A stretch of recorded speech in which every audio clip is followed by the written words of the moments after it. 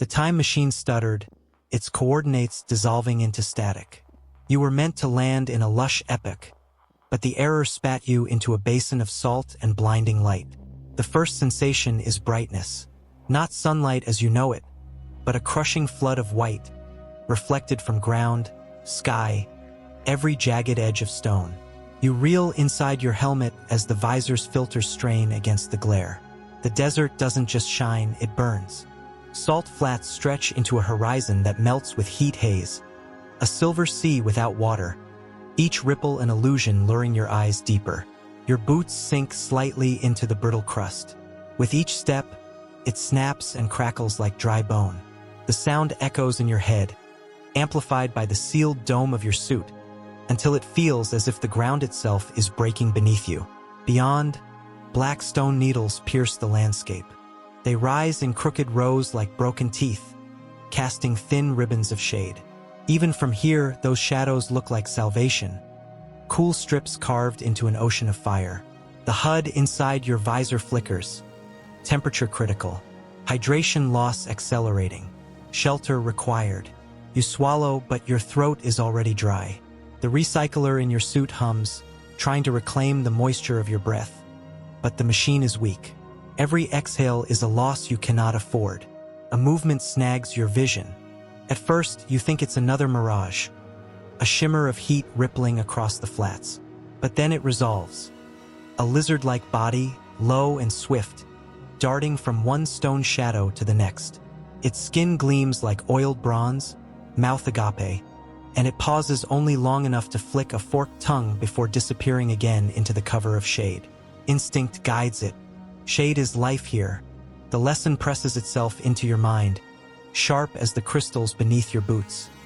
Out there, in the open glare, even time itself dries up. You take a step forward, then another, but the world distorts. The salt underfoot seems to shift like water, stretching away faster than you can walk. Distances are treacherous. What seems 100 paces may be 1,000. You blink hard, trying to steady your sight, but the brightness carves halos into everything. The visor's filter cannot stop the sun from seeping in. A headache blooms behind your eyes, a throb that syncs with your heartbeat. You imagine the salt isn't beneath you but inside you, creeping into veins, grinding in joints, replacing water with shards. The thought lingers, stubborn and cruel, until you shake your head to scatter it. Above, the sky is a faded vault, pale as old parchment. No clouds, no mercy. Only a hawk-sized insect circles lazily, its wings buzzing like faint thunder. For a moment, you envy it, free of ground, gliding effortlessly over this sterile expanse. Then you realize it follows the shimmer of your movement, tracing you like prey. The desert is no place for pause. Already, your suit's warning shifts from amber to red, hydration at critical threshold. You glance again at the black spires, their shadows flickering across the flats like knives. There is no question now. If you are to survive, even for an hour, you must learn the rule that the lizard obeys. Walk shadow to shadow. Never stop in the open. The salt plain is not empty. Presses against you, slow and deliberate, like a predator that does not need to chase because its prey eventually collapses. Heat builds within the suit, trapped and multiplied until your skin feels steamed. Each breath fogs your visor for a moment before the recycler clears it. That moment of blur is enough to make the horizon shudder, as if the whole world were liquid glass. You move toward the stone spires. The black towers are your only anchors in the blinding white, their shadows stretching like scars across the ground.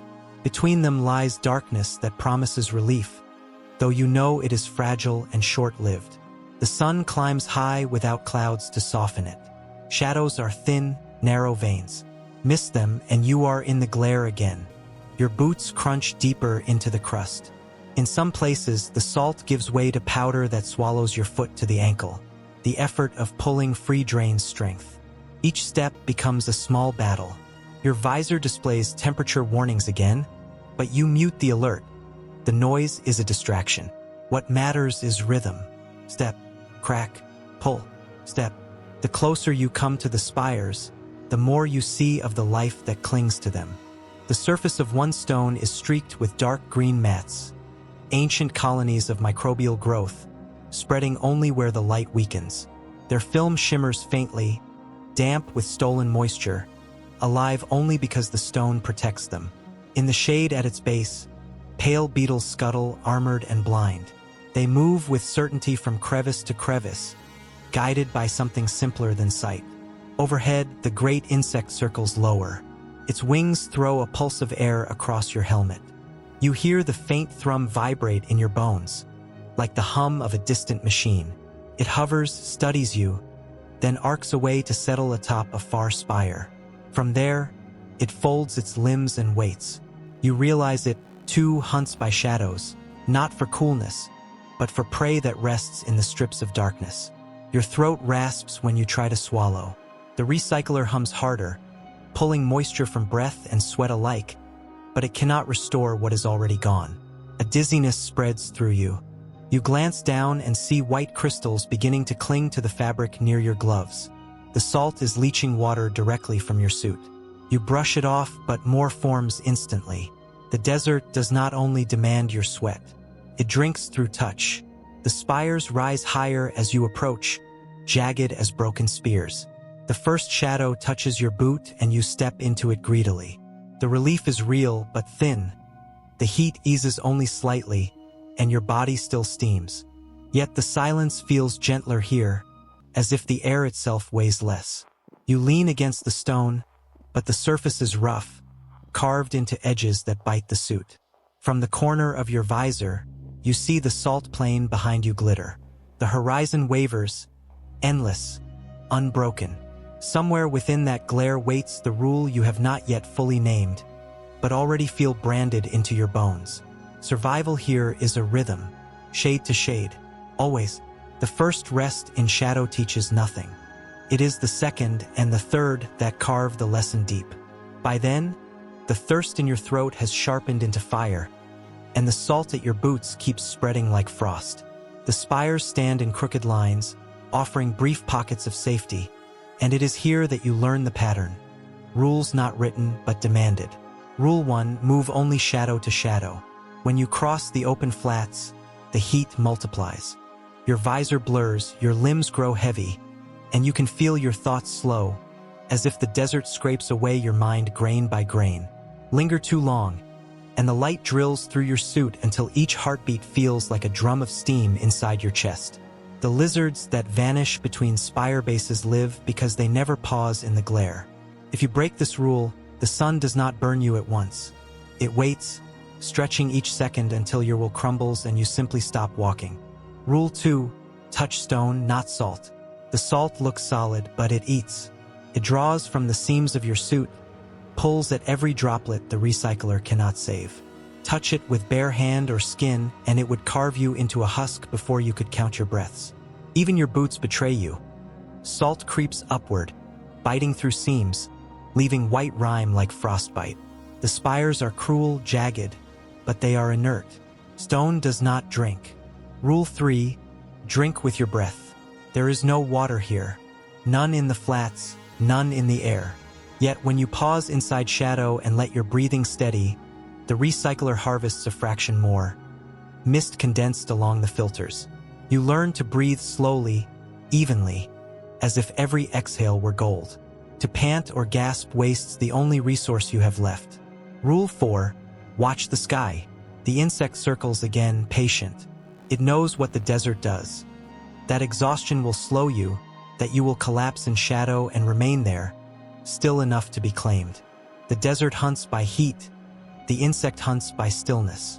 To ignore it is to become meat when you most need safety. Rule 5. Never trust the horizon. The salt plain bends vision. Distances are false. Paths are stretched and broken. What looks close takes hours. The mirage of water is not the true danger. It is the way shadows seem nearer than they are. You may sprint toward one and find it retreating, always out of reach, until the light swallows you whole. You carve these rules into your thoughts, holding them like the recycler holds breath. The desert does not forgive. There is no second attempt. Break one rule and the others collapse with it. You stand again, The next strip of shadow lies ahead, narrow and brittle against the blazing flats. The insect shifts on its perch, wings flexing. Behind you, the salt crust hisses as the heat rises higher. You step out, Rule 1 burning in your mind. Shadow to shadow or nothing at all. The rhythm begins to fail. Shade to shade, step to step. At first it was simple, almost mechanical. But repetition frays the body. Each sprint feels longer than the last, each shadow thinner, less protective. The recycler hums unevenly, a broken cadence, and every breath rasps against the helmet's filters like sand dragged through a pipe. You push off toward another dark stripe. Halfway across, the glare folds in on you. The air shimmers so violently you cannot tell if the shadow ahead is real or another mirage. Your visor's display flickers. Hydration, minimal. System integrity, compromised. A film of salt crystals blooms along your forearms. White lace eating the fabric. You stagger, slowing against every instinct. Rule 1 whispers in your head. Never pause in the open. But your legs lock, heavy as stone. A wave of dizziness tilts the world sideways. The spire's black edge dances just out of reach. You lurch, collapse to one knee. Salt crunches like brittle glass beneath you. Above, the insect dives lower. Its wings thrum the air into vibrating heat, and the sound digs under your skull. You glance up. Its compound eyes glitter like shards of obsidian. It knows. It waits for the desert to finish what it has begun. You force yourself upright, stumbling the last steps into the shadow. Relief comes, but dulled, thin as smoke. Your chest heaves. Breath comes fast, too fast. The recycler clicks, a warning stutter. Rule 3 breaks. You are panting, wasting the last trace of moisture. You press your back against the stone and try to slow, but each inhale scrapes your throat raw. You think of Rule 2, touch stone, not salt. Yet when you shift your weight, your glove brushes the ground. Instantly the fabric darkens, wetness bleeding outward, stolen from inside your suit. You jerk your hand back, but the damage is done. White crust blooms across the glove like fire spreading. You clamp your fist, hide it against your chest, as though denial could reverse the theft. The desert does not forgive mistakes. The next sprint feels longer than before, though the shadows have not moved. You run crooked, vision fractured by dancing rings of light. Twice you nearly stumble into a patch of powder, deep enough to swallow your legs whole. The spire you aim for twists away with each step, as though the horizon itself mocks Rule 5. When at last you collapse again into shade, you realize how much time you've lost. The sun has shifted, the angle of light is crueler. Shadows are shrinking, the safe corridors are disappearing. Soon there will be nowhere left to run. Your HUD flickers, red symbols bleeding across the visor. System failure, hydration critical, motor support degraded. You blink, and the words blur into the glare outside. You try to stand again, but your knees do not answer. The desert has stripped the rules from you one by one. Somewhere above, wings beat. The shadow you cling to is no longer shade but a sliver, thinning with each tilt of the sun. The spire behind you offers no comfort now. Its line of darkness contracts like a dying breath. You feel the heat press closer, licking at the edges of your suit. Your visor fogs, clears, fogs again.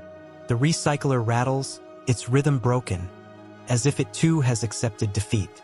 Every inhale is shallow, a thread of air that scrapes your chest. Your body is a kiln, burning from the inside. You try to rise. Your hands push against the stone, but strength seeps from your arms.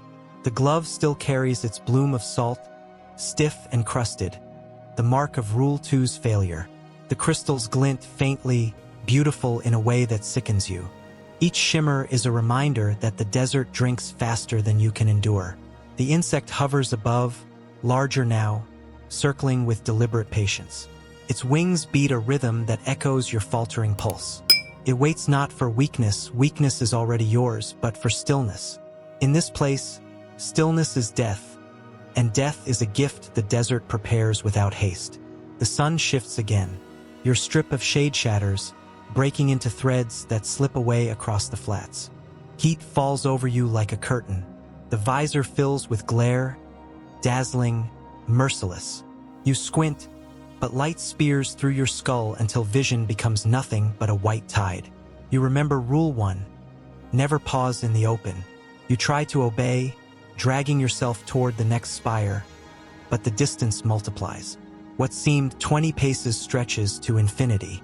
Each crawl tears new crystals from the salt crust, bright shards that embed themselves in your joints. You move, but it is movement into emptiness. Your knees give way. Your palms sink into powder. Salt clings to you, drinking, spreading. The recycler coughs once, twice, then goes silent.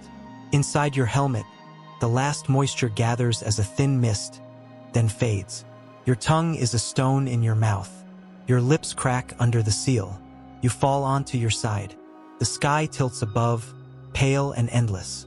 The insect circles once more, then lowers, confident now. Its shadow crosses your visor, a fleeting coolness that vanishes at once. You think of the lizard you saw at the start, darting shadow to shadow, flawless in its instinct. You tried to learn its lesson, but your rhythm faltered. The desert's law was simple. You broke it. Heat folds over you, total and final. The spire's jagged edge is the last thing you see before vision dissolves into white. Not darkness, never darkness here, but brightness without end. A glare that erases shadow, erases rules, erases you, and then nothing.